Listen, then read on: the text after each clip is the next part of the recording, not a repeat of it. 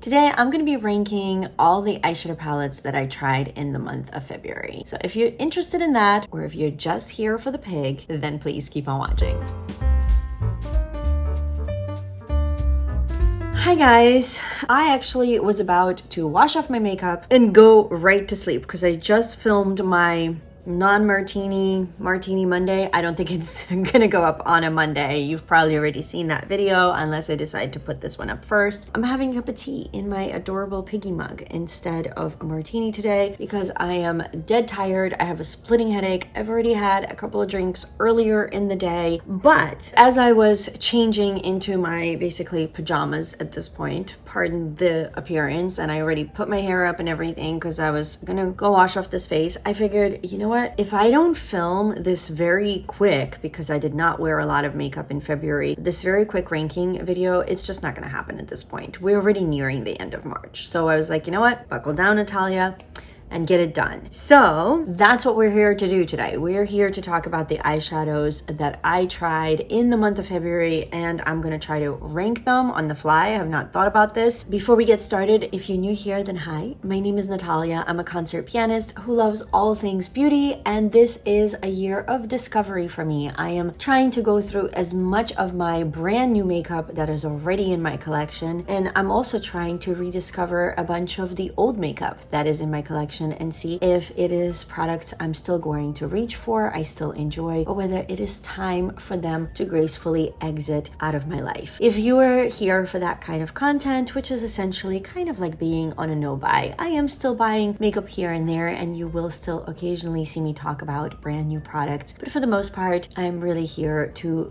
revisit or visit what's already in my New York City studio apartment. So if you're interested in that, please subscribe, and let's get into this, I'm sure, a very jumbled video because, as I mentioned, I'm exhausted. So I don't know, can I even think straight? Can I rank these like 5 or 6 products? Month of February was a bust for many reasons in my life. I had to give up my brick and mortar business, and I also broke out in a tons of cold sores. So I wore makeup a handful of times, honestly. A lot of these products I really only got to wear once or twice, and there really aren't that many of them. I have 5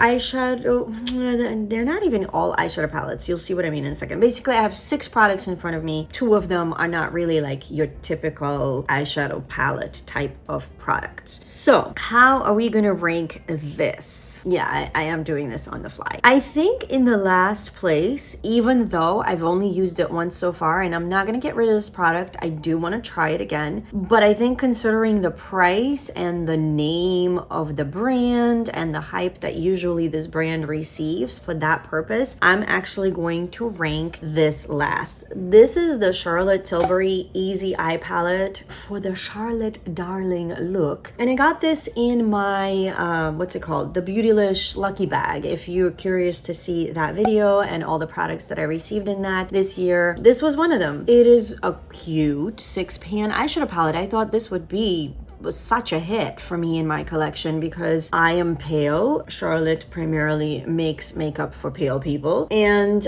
it has some lighter shimmers, which I always enjoy having in my palettes. Light transition color, a medium, and a deep-ish. I was so underwhelmed. It's not like it's bad, but it's not really good either. So I don't know. I was very confused by this palette. I thought I would at least really like it.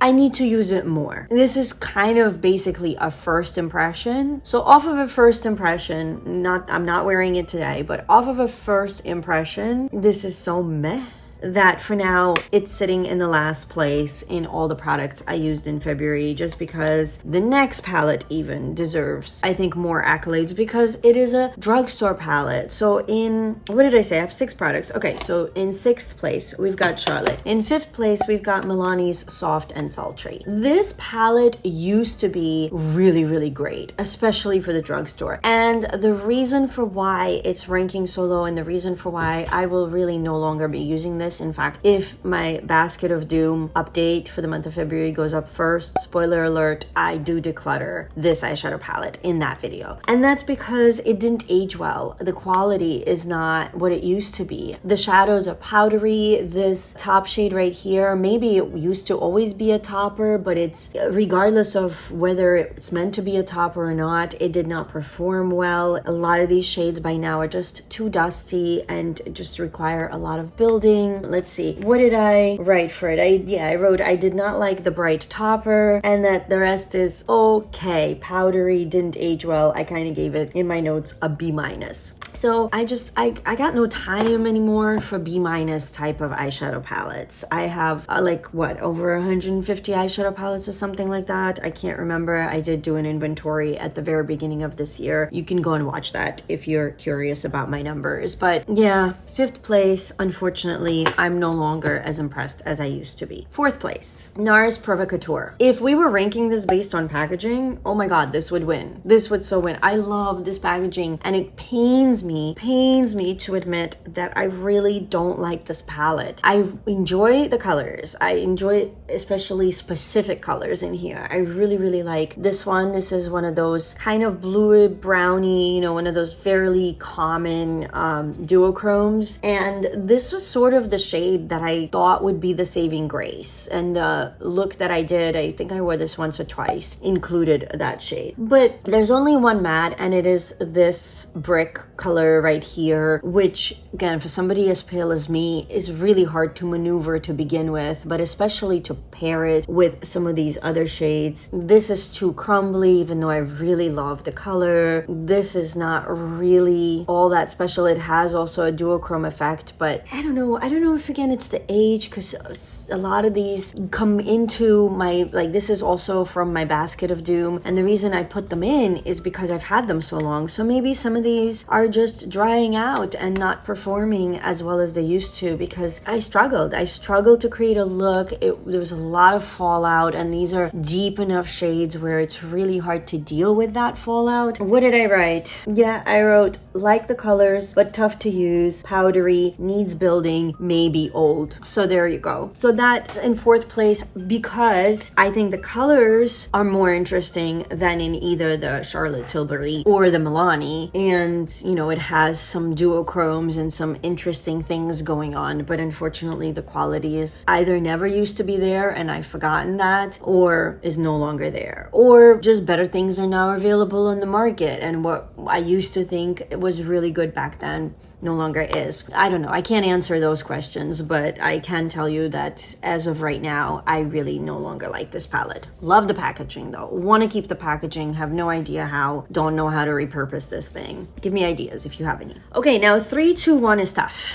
3, 2, 1 is really tough because I actually do like all. So we had 3 busts and 3 yays. I'm looking at them and I can't decide. Okay, I think I'm gonna go, actually no, I can decide. I can't decide because I say that 3 were yay, but I actually have a few bones to pick with this next one. So it's going to be in the number 3 spot. And that's the Natasha Denona Glam Face Palette. This is the light version. This was another product I received in my Beautylish lucky bag. I really love the convenience of this. I love the fact that it has 5 eyeshadows and they are perfect for my skin tone. I do get my light transition, medium, and a slight deepening shade. Not very deep, but for me, fine. And these 2 beautiful, very sparkly, very shiny shimmers. Really like that. I also really like the fact that there are face products in the same palette, because this is one of those palettes that I reached for a few times when life was insanity, but I needed to look put together. And most of February, life was insanity, and I didn't care if I looked put together. But there were a few occasions that I needed to actually pretend to look human. So I love it for that. I have a few bones to pick with the packaging, and I don't remember by now what people used to say about this when this first came out. I don't remember the reviews. I'm sure I watched a few, but my main problem is that it's hard to open. I mean, it's nice that it has a magnet, but there's no little dip or anything. There's space, a gap here between the 2 parts. But if you're just trying to do it like this, it's not the easiest thing. And even if I'm trying to put my nail in, and I'm a pianist, like I haven't cut my nails in a couple of days, so for me they're super long right now. I need to cut them. Usually I don't have any nails. And also just overall, the actual component, this actual plastic thing, it's pretty to look at. It's super shiny. You're probably getting blinded by it and hating me right now. It has, you know, nice branding and whatever on it, but it's very light and it kind of feels cheapish to me, honestly, if you ask my opinion. I mean, the mirror is nice, you know, I will give it that. And then this little flap, like every time you open this, the flap kind of opens a little bit with it as well. And I think there's a flap because I think this blush is supposed to be like a cream blush, which honestly, I don't know. It didn't really feel very creamy to me. I kind of had to really bounce my brush in there. So I don't even know if this thing was necessary. But yeah, it kind of moves around. I'm not loving the packaging. I kind of expected this to be much more luxe considering it's Natasha Denona and considering how expensive it is. But I do like the product so far, and I do need to use them more to have a really good opinion because I only used that palette a couple of times so far, just due to the fact that I barely wore any makeup. But yeah, the packaging, I was kind of a little bit like, I'm side-eyeing that packaging. I don't know how long is that gonna last me because it doesn't feel very sturdy. But that's my only gripe with it. So hence third place. Okay, and then we've got second and first, and they both have, they're both great. They're both great. So in second place, I actually have Pat McGrath's, is this the Subliminal? Yeah, this is the Mothership one, the very first one she ever came out with. This is the Subliminal. And February was the first time I've ever used this palette. I have had this palette for a little while, but I have a bunch of Pat McGrath palettes actually that I have yet to use, and I'm trying to change that this year. So this was the first one that I pulled for because I thought it's great for the winter. It's got the cool tones. It was in my winter picks, eyeshadow picks video that I did, and I really loved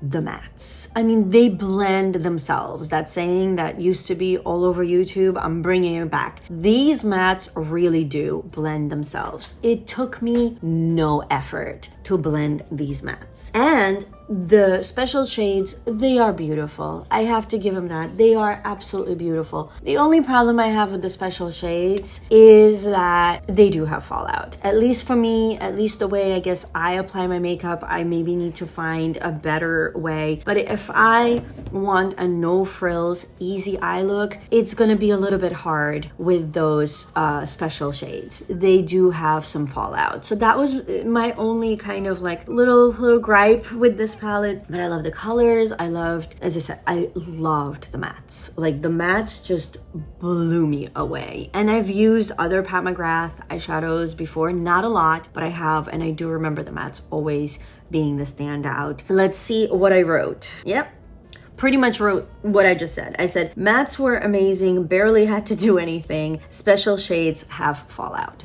So there you go. I do jot down like sometimes a few just quick thoughts because of course, you know, after a month, I also forget what was my experience. But with this, I clearly remember just being so amazed by the mattes and really enjoying the shimmers, but getting some fallout and kind of struggling with that because it almost looked like I was a little bit of a glitter bomb. And then in first place, it's not all like eyeshadow palettes. So like the Natasha Denona is technically a face palette as well. And then for my first place, I'm actually including a bunch of singles. In February, because I did not feel confident and comfortable being on camera due to all the cold sores that I was going through, I did a couple of overhead videos swatching a bunch of my single eyeshadows, and I still owe you guys a Sydney Grace one. But the ones that I did were Copacetic Cosmetics and Divina Cosmetics. And where was I going? I was going somewhere at the very end of February. I think I was going to a concert actually. And I packed some makeup on the go because I knew it would be a busy day and I would first be teaching and then going to the concert. So I packed some makeup with me to do in the car, and I put together a little 6-pan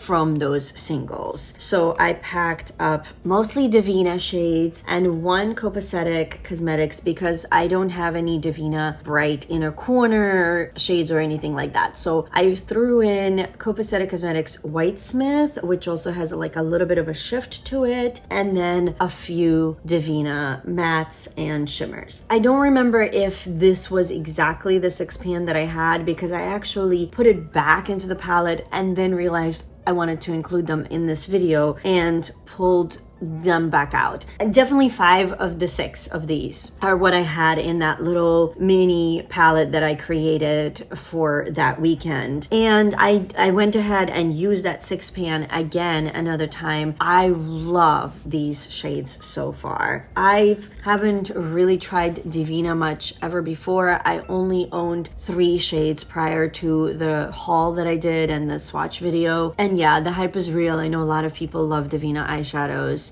and the user experience again was so easy, so effortless. The mattes blended beautifully, the shimmers are stunning. I didn't really put any with out of this world shifts in them. I actually put in more of the subdued ones because I really wanted something that would be beautiful and shifty, but not like wham bam. I love these. Let's see, what do I have in here? I have Metanoia, which is a matte. To be honest, I want to say I probably had in here this other matte instead of one of those other shades, and I just don't remember, but I think I had Callan that I used and really loved. Either way, I mean, if you guys want to see all the Divina shadows I own, and there's not that many of them, go watch that video. I'll go ahead and link it, but this had to be number 1. I know it's technically not a pre-made palette and it's just eyeshadow singles, but it was an eyeshadow product that I used this month, well, last month, and I really am enjoying these so far. So I felt like they deserved the top spot, at least as of right now. These ranking videos are just on a monthly basis, so my opinions can change. It really would depend also what else I'm trying for that given month. That's pretty much it. That's all I used in February. As I said, it wasn't a lot. I didn't really wear that much makeup. It was a month. It was quite the month.